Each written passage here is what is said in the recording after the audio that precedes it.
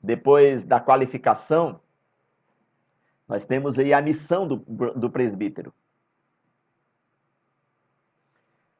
O presbítero, ele precisa pastorear o rebanho juntamente com o pastor local, que também é presbítero.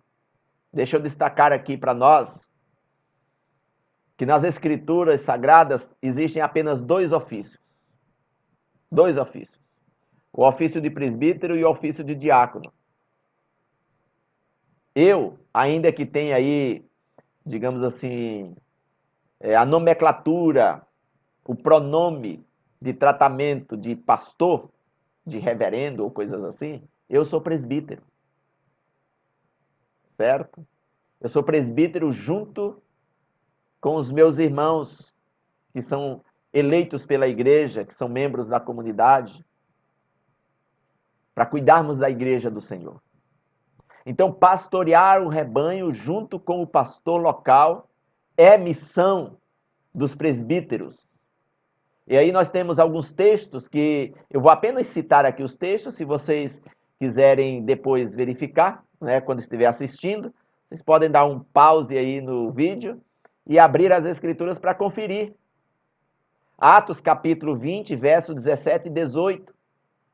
E depois 1 Pedro capítulo 5, versos de 1 a 3. Vai trazer exatamente essa ideia. Na carta de Pedro, por exemplo, do texto que eu acabei de falar, Pedro, quando escreve a sua carta, ele diz que ele é presbítero também, junto com os outros que cuidam da igreja do Senhor. Então, a missão do presbítero é pastorear o rebanho juntamente com o pastor local, que também é presbítero. Também a missão do presbítero é ensinar a palavra de Deus. Por isso que ele precisa ser apto para ensinar. O texto é 1 Timóteo capítulo 3, verso 2 e capítulo 5, verso 17. Se você pegar a sua Bíblia, você vai conferir isso daí. Então, o presbítero precisa pastorear o rebanho juntamente com o pastor na igreja local, ensinar a palavra de Deus e refutar e repreender os que contradizem a verdade. Por isso que ele precisa estar preparado para responder a razão da sua fé. Por isso que ele precisa ser apto para ensinar. Porque ele tem também a missão de repreender os que contradizem a verdade. O texto que traz exatamente essa base está em Tito, capítulo 1, verso 9 e verso 11. Outra função e missão do presbítero é governar, presidir e liderar a igreja do Senhor. Os versículos 4 e 5 da primeira carta a Timóteo, capítulo 3, ou seja, de novo, 1 Timóteo 3, verso 4 e 5, e o capítulo 5, verso 17 dessa mesma carta, você vai encontrar esta referência, que é governar. O presbítero está aí para governar, presidir e liderar a igreja do Senhor. Outra missão do presbítero é orar juntamente e pelos doentes, visitando aqueles que necessitam de acompanhamento direto. É missão dos presbíteros. E eu, como pastor desta comunidade presbiteriana aqui do bairro Poção, em Cuiabá, eu conto com os meus irmãos presbíteros para me ajudar nessa missão de pastorear esta comunidade. É preciso entender e amar o ofício do presbítero.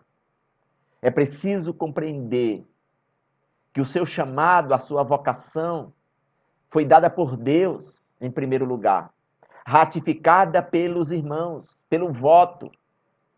Ao fazer exatamente isso, nós, presbíteros, assumimos o compromisso de pastorear e cuidar do rebanho, exercendo a nossa missão junto ao rebanho.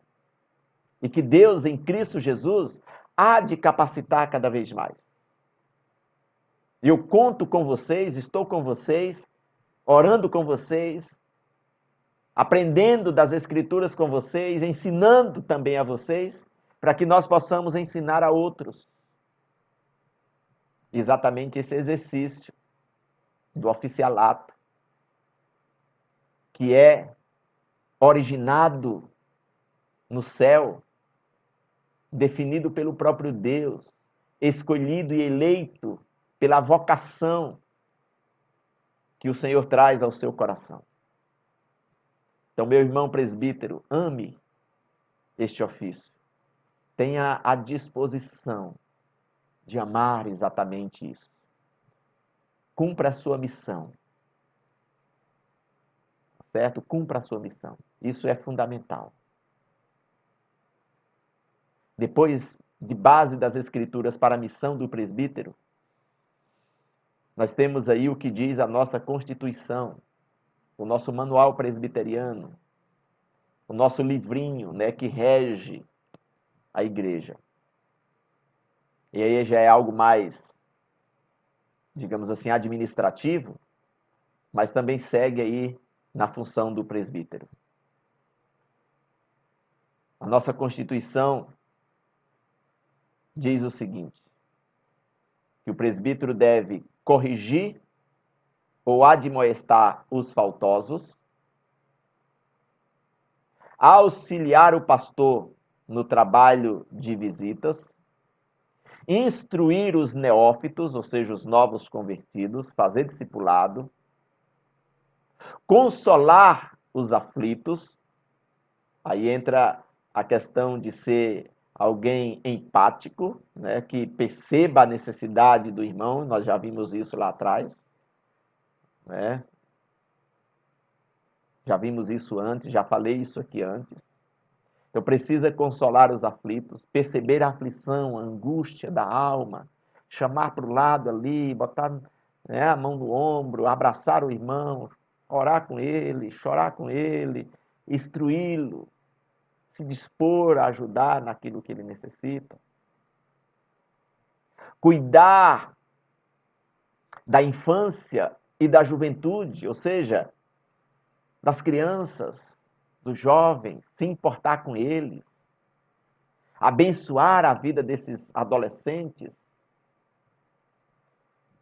Não é, digamos assim, trabalho apenas para as irmãs, para as tias das crianças.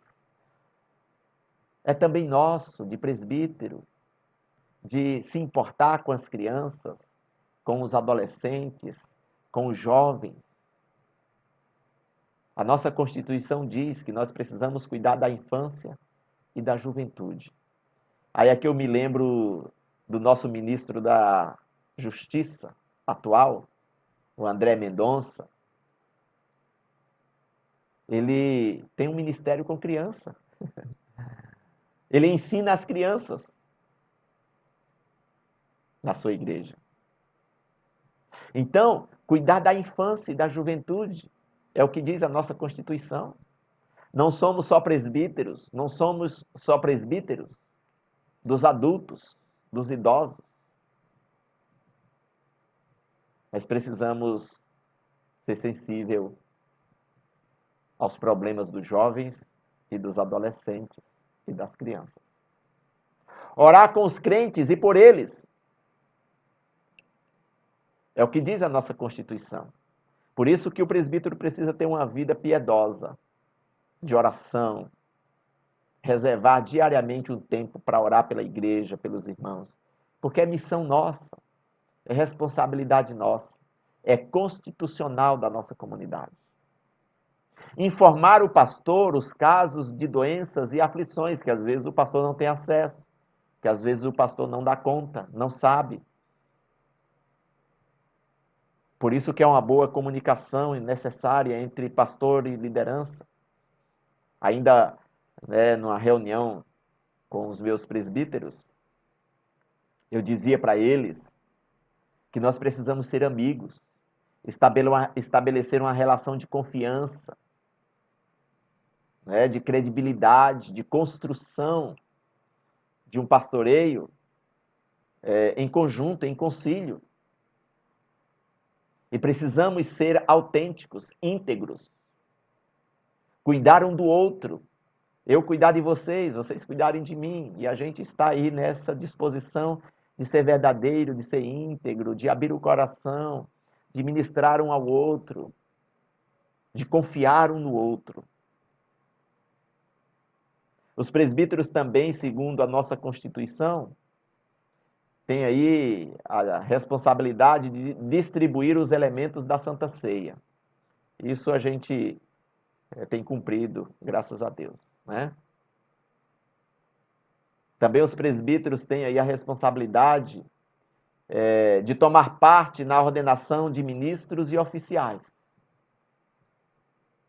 Nós vamos ter eleição e os presbíteros que são agora já, digamos assim, oficiais, quando elegemos aí os novos diáconos, presbíteros, se for o caso,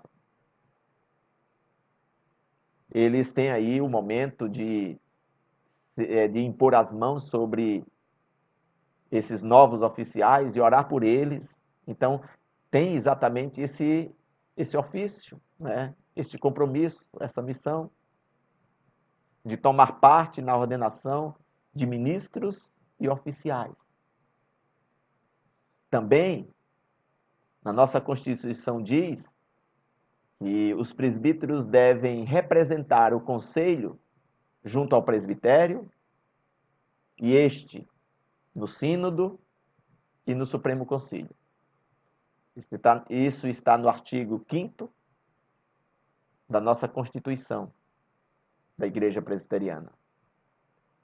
E é exatamente com esse compromisso, meus irmãos, que temos como oficiais da Igreja, de assumir e de viver o ministério para o louvor da glória do Senhor.